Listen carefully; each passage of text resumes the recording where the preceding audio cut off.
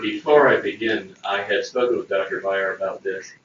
I may be the only person in Glendale or the world who have listened to the audio tape of the October 21st meeting 20 times, especially the portion of 10 minutes in which you made impassioned statements before taking an historic vote, which I agree was an historic vote. I would ask unanimous consent if I could just add some comments about that meeting rather than the agenda item, and then I'll be very quick about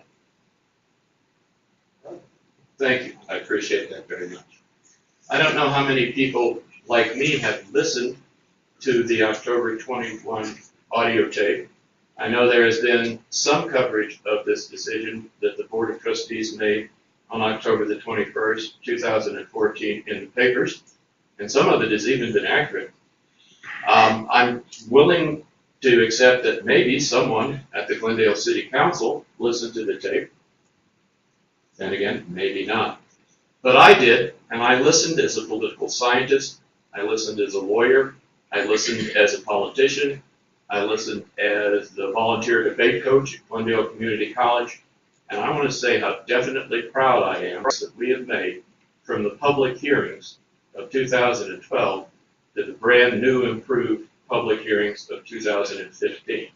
And I think each and every one of the Board of Trustees members, without exception or qualification, deserves our praise and our thanks, not only for the historic vote that they cast on October 21st, 2014, but for putting together this incredibly detailed public presentation and letting the people of Glendale in.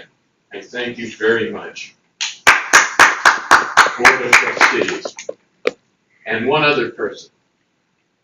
This goes to patience is a virtue. I first met David Beyer face-to-face on September 17th, 2014. Since that time, he has, to quote the late Emperor Hirohito, endured the unendurable, listening to me talk about board policy, listening to me talk about voting rights, listening to me talk about my political experiences. Yet. When David Beyer came to Glendale Community College in 2013, he was greeted with a lovely editorial headline that said, "Solving the Turmoil at GCC." I am hopeful that by the time the second anniversary arrives of his arrival, the headline will be, "The Turmoil is Solved at GCC." I believe that will happen, and in no large part it is due to our new president and a tremendously great leader, and I'd like to pay tribute to Dr. David Beyer. Now, let me go to the issue at hand. Please start by 5 minutes.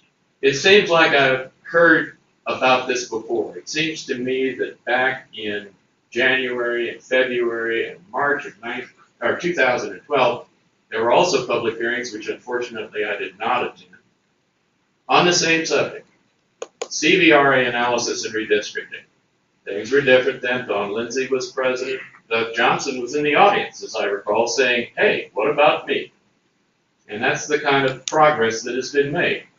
Doug Johnson is now making the expert presentation, and we are now here, I think, in a spirit of unity. And it is in that sense that I would like to speak tonight about putting the unity back in community. Number one, this is Glendale Community College, not Glendale City College. That's important.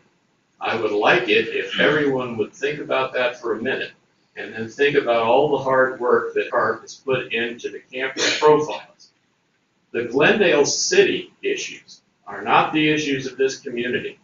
The constituencies of this community are in your own board policies.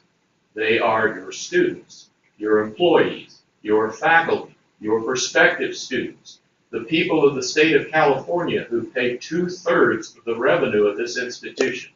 Glendale Community College, not Glendale City College, is not an adjunct of the city of Glendale. And I hope and pray will not end up addressing this issue and other issues the way it was. Secondly, this is a wonderful opportunity to put everything behind us by clearing the air. And as we go through this, I want to say that I have bent over backwards to bring certain members of the community with me.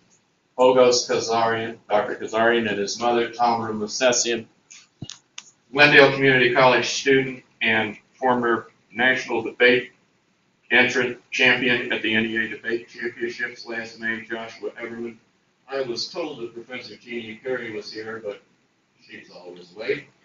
And I'd also like to talk about some of the people at home who can't be here because they are going to be at the next two meetings. People like Celia Ross, Greg Ross, Phil Kazanjian, and so forth, who I have begged and pleaded to come. Why? This is not a crisis in any conventional sense of the word. It is, as John F. Kennedy said, both danger and opportunity. I'm now going to do something rarely seen in modern days. I'm going to go sit down at my seat and shut up and engage in hearing. I want to hear from what the experts at the front of the room have to say, and then I want to hear from people I've never met, what they have to say, and then I'm going to wait around to the comments section. But I wanted you to know that I have come here tonight with certain of my friends from the public to express unity and resolve to make Glendale College an even better place. And I am most sincere in that. I thank you. On behalf of my friends, I thank you. And we are all listening because that's the purpose of a hearing. Thank you very much. Thank you. We have a second request to speak.